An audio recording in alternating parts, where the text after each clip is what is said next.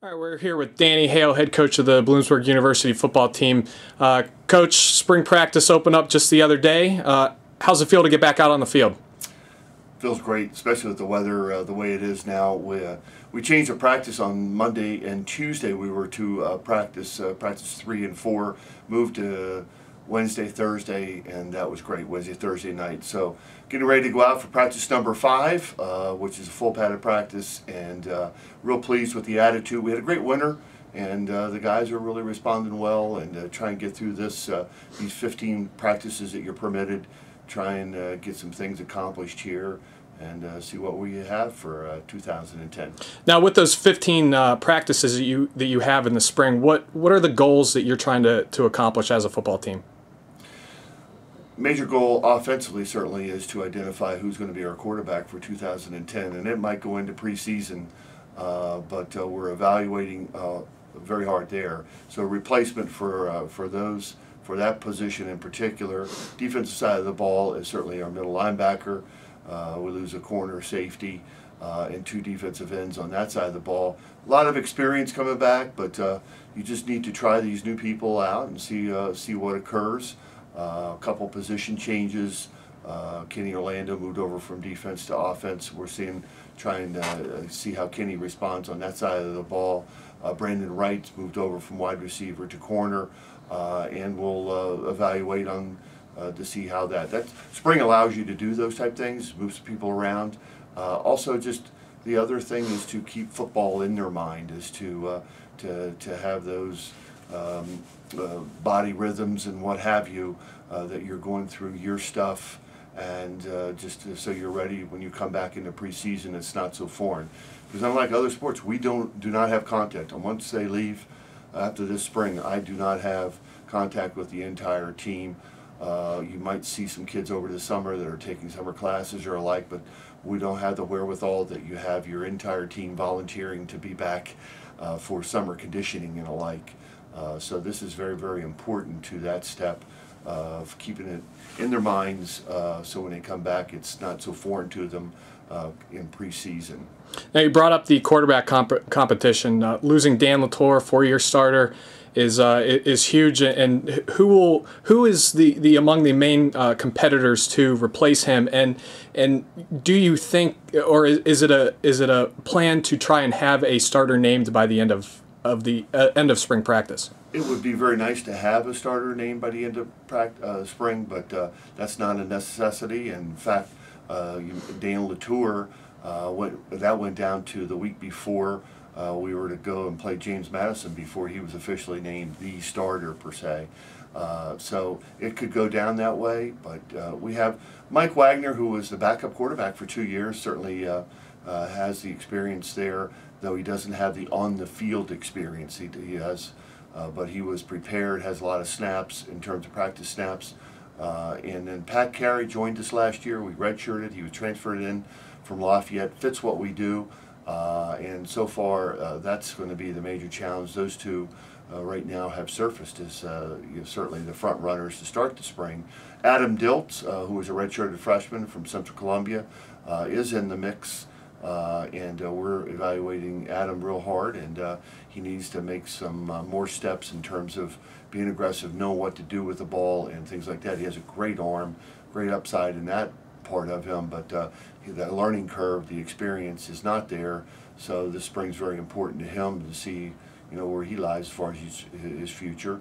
And Glenn Hutton is also in the mix, but Glenn's not getting the snaps as far as the play is concerned. We're just making sure he's groomed and ready. We're also cross-training him at a wide receiver. Now, 6 starters returned from that defense, one of the best in the PSAC and the nation last season. A lot of experience, as you mentioned before, also coming back, too, in terms of the backups. What do you expect from the defense in the 2010 season?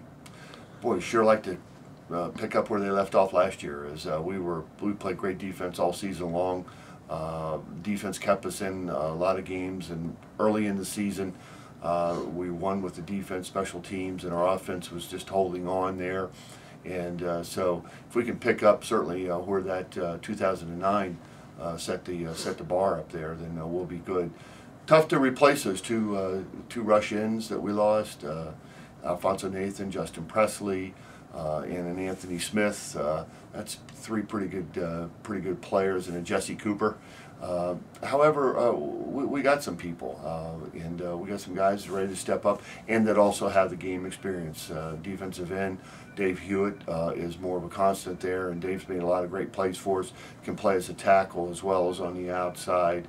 And John Pettin, who was injured the first part of the season and really came on, so we have John and Dave Honorado in the middle. Jared Pigeon was called on. He had played a lot versus Gannon, had a great game, and he got a lot of game experience last year, so holding that fort in the middle. And Jesse was really hurt a lot last year, so certainly you got the people, the Vince Brownings and the Oscar Riveras, and so we do have guys in that capacity that can step in. And so we feel we have Dominic Price. We lost as a safety, but we had safeties that to rotate through, and we feel pretty good there with Justin Rivera back, and certainly Dan Oliver, who was a starter in essence last year as well, had a lot of snaps. So, and then you have the return of Alex Landis and all those other returning guys. So we do fortunately have players with experience.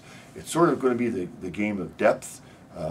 Making sure that our depth is trained, ready to go, and then certainly as every place in a collision sport like football is the old injury bug. You just hope you don't get hurt, and keep guys healthy and just have them mentally ready to play.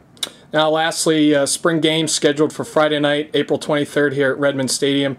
Can you talk about what you as a coaching staff are expecting from it, and what kind of is the layout of the spring game? Sometimes spring games are overplayed. It is nice, a culmination. It's an opportunity to bring some alumni back and maybe do some things off of it, which we will, and invite our recruits in and their parents and alike, and make it a little bit more of a festive occasion.